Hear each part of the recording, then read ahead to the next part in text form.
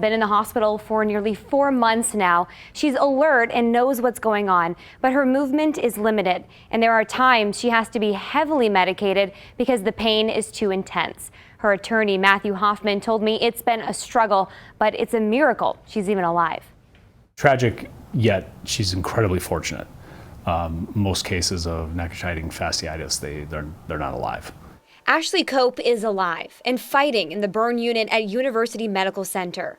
A flesh-eating bacteria attacked 40% of her skin.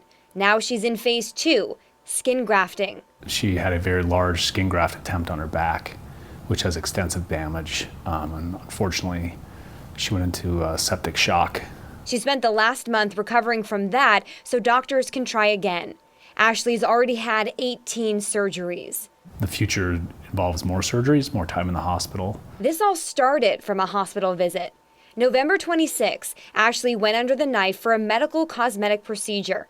Her attorney says right after she was in pain and nauseous. We believe that the instrument may have not been properly sanitized.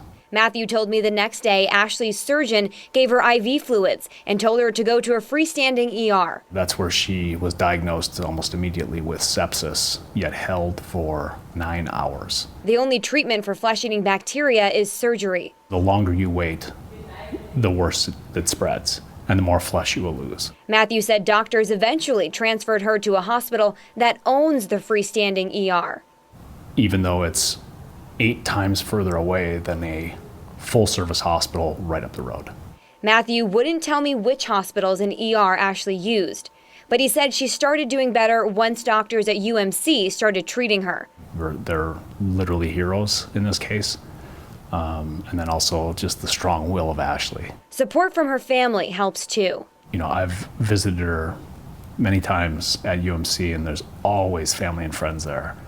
But the toll on her immediate family, particularly her mother, has been dramatic. And we can't believe that this happened to her. We talked to her close family friends back in December. 3 months later, friends and family are still by Ashley's side as she keeps fighting. She's tough. She's very tough.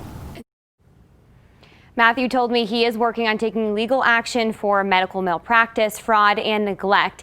It's not clear when Ashley could get out of the hospital. She'll be there for the foreseeable future. Her family started a GoFundMe to help with all of her medical expenses. If you would like to donate, we have the link on our website, fox5vegas.com. In the studio, I'm Kylie Gaylor, Fox 5 News, local Las Vegas.